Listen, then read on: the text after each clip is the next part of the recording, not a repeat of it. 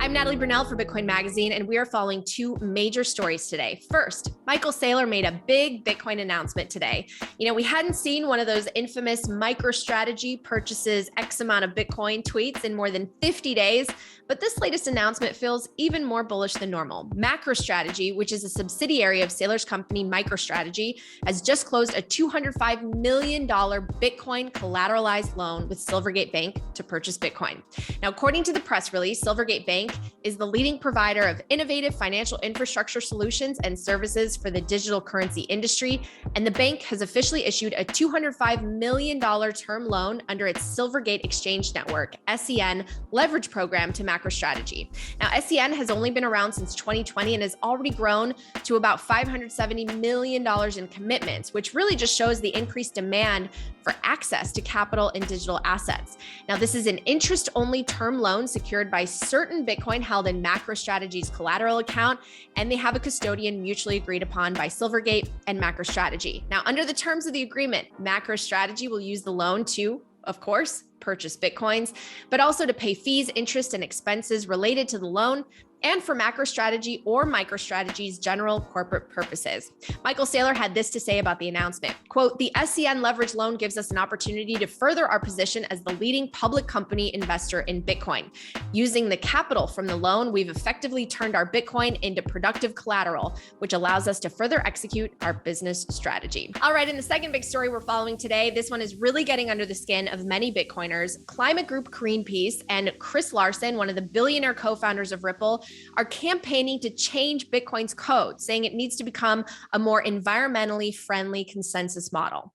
Larsen said that Bitcoin is heading down an unsustainable path, and Greenpeace makes claims that mining Bitcoin mostly comes from polluting fossil fuels. They pointed to Ethereum being in the final stages of a very complicated process to shift from proof of work to a new proof of stake mechanism, and now they're trying to put pressure on the Bitcoin community to change its transaction verification method. Now, under this change the code, not the climate campaign, they say it will reduce Bitcoin energy usage by 99.9%. But why not move away from proof of work? Well, we heard some amazing arguments about this topic during a recent congressional hearing in January that I recommend everyone watches. Those arguments touched on this very subject, in which industry leaders say that moving to proof of stake may actually undermine what has given Bitcoin its strength and growth, and that consensus mechanisms other than proof of work reintroduce the centralized concept of trust. Bitcoin miner Bitfury CEO, the former acting controller of the currency and a witness at that hearing, Brian Brooks, explained in his statements that not only is it not fitting for policymakers to decide whether Bitcoin represents a, quote, good use of energy, but also that the peer-to-peer monetary system can help the development of renewable energy sources and boost the renewable energy economy in the US.